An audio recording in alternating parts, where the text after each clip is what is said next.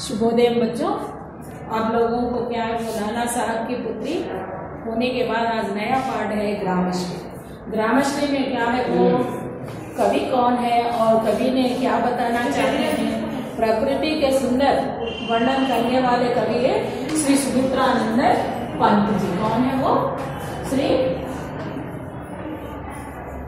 सुमित्रानंद पंत जी है। ये पंत जी इसमें क्या बताना चाहते हो, वो जन्म, तो पंत जी का जन्म कब हुआ है? वो 1900 में हुआ है। और इनकी ये और इनके बारे में अब बताया जाता है वो कवि का जन्म कब हुआ और क्या है वो उन सभी विषयों के बारे में तो बताया जा रहा है। वो सुमित्रानंद पंत जी का जन्म उत्तराखंड के अल्मोड़ा नामक गांव में और अल्मोड़ा जिले के कौसानी नामक गांव में हुआ है। गांव का नाम है कौसानी और अल्मोड़े जिले में है और 1900 में हुई है कवि का जन्म। और उनकी शिक्षा बनारस के निकट इलाहाबाद में हुई है और आजादी के आंदोलन के दौरान महात्मा गांधी के आह्वान पर उन्होंने कॉलेज छोड़ दिया गया है और छायावादी कविता के प्रमुख स्तंभ को रहे हैं सुमित्रानंद पंत। और काव्य इनके काव्य क्या है? क्षितिज।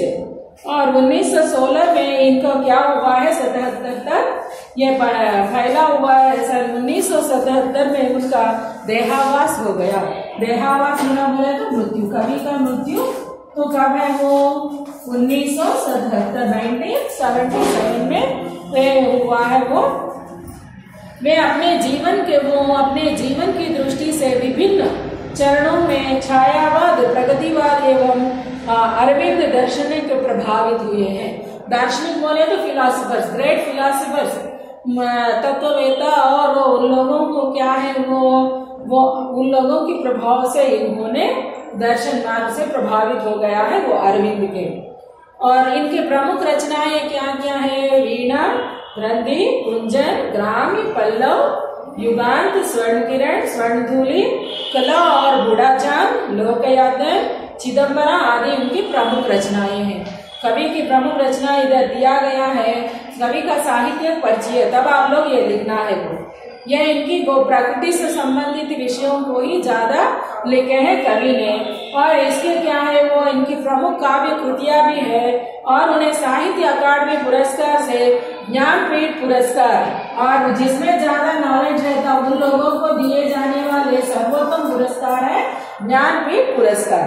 ये पुरस्कार क्या है वो उनके चिदंबरा काव्य के लिए मिला है इनके ज्ञानपीठ पुरस्कार। और ये इनके क्या है वो नेहरू जी के पुरस्कार से सम्मानित किया गया है। वो सोवियत लैंड नेहरू जी के पुरस्कार से भी सोवियत रूस वाले भी इनको पुरस्कार सम्मानित किया है।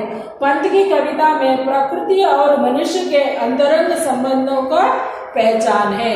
प्रकृति बोले तो चारों ओर वातावरण में जो कुछ भी है सुंदरता है वो उससे संबंधित विषयों को ही ज्यादा इन्होंने अपने रचनाओं में प्रस्तुत किया है कवि। और उन्होंने आधुनिक हिंदी कविता को एक नवीन अभिव्यंजन पद्धति एवं काव्य भाषा से समृद्ध किया है। इनकी काव्य भाषा में क्या किया है उन्होंने? ये प्रकृति को लेकर ही उन्होंने अपने रचनाओं में भरपूर रचनाएं किया है वो। और उनकी अभिव्यक्ति सटीक शब्दों में चयन और कारण है उन्हें शिल्पी कवि भी कहा जाता। एक शिल्पकार क्या करता? मूर्ति को सुंदरता लाने में बहुत बारीक से बारीक विषयों को भी ध्यान देता। उसी प्रकार का है कवि श्री सुमित्रानंद पंत जी। और इसमें को तो कुछ दिया है, क्या है वो शहर की भीड़ अब मुझे क्षमा दो, लौटकर मैं गांव जाना चाहता हूँ। वो शहर की भीड़ अब मुझे क्षमा दो, लौटकर मैं गांव जाना चाहता हूँ। गांव की वह धूल जो भूली नहीं है, फिर उसे माथे लगाना चाहता हूँ। राम अवतार त्यागी ने लिखा है।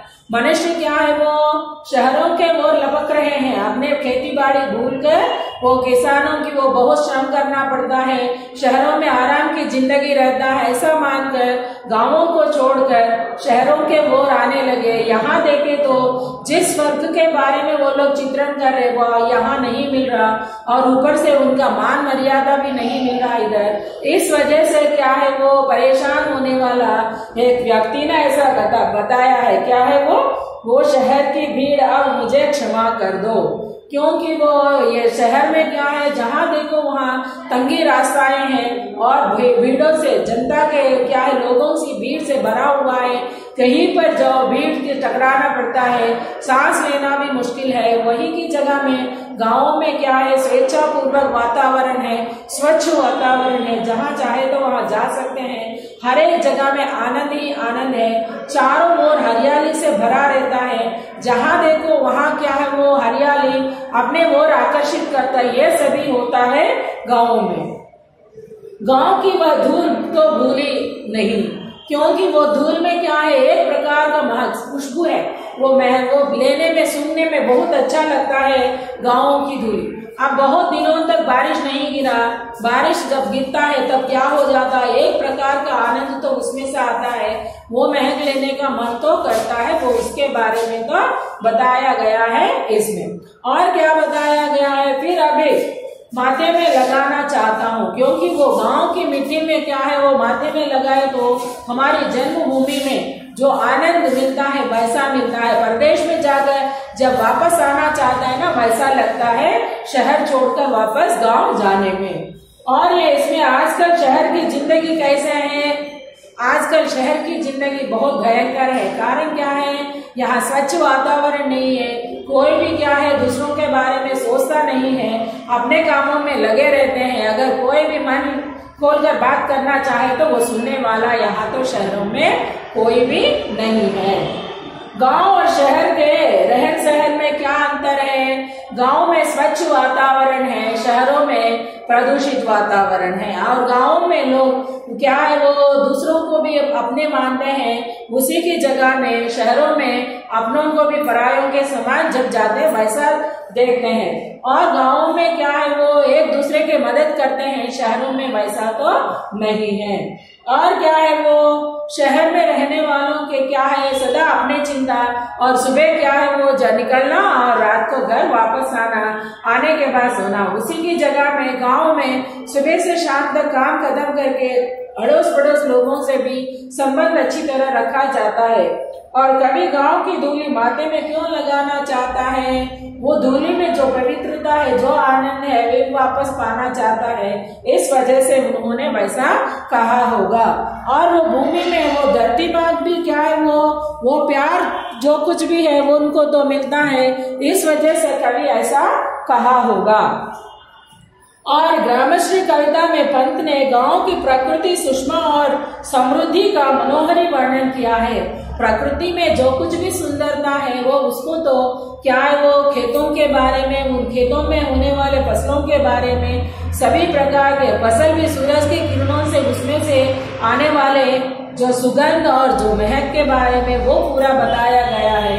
और क्या है, खेतों में दूर तक फैली लहलहाती फसलों, और आप लोगों को क्या है, वो हरे रंग के चादर जैसा दिखाई देने वाले वो खेत को देखे तो मन में एक प्रकार का आनंद उत्पन्न होता है। हम लोगों को क्या है, वो देखने का कहीं पर भी नहीं मिलता।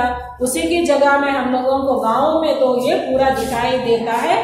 और क्या है, रंग बिरंगे फूलों से भी लदे रहते हैं वहाँ का वातावरण।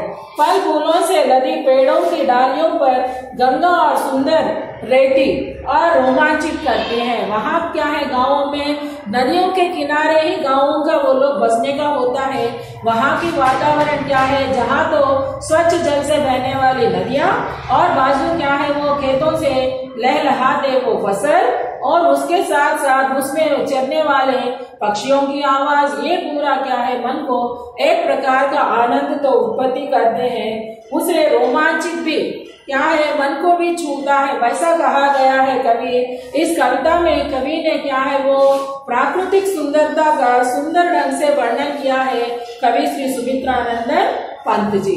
और कवि के बारे में तो भूलना नहीं आप लोग, ये कविता में जो कुछ भी विषय के बारे में बताया जाता अगली कक्षा में बता दी।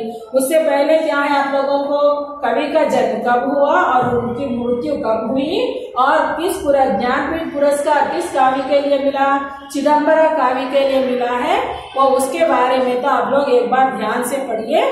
अगली कक्षा में क्या है, कविता के बारे में पढ़ाती बच्चों। धन्यवाद।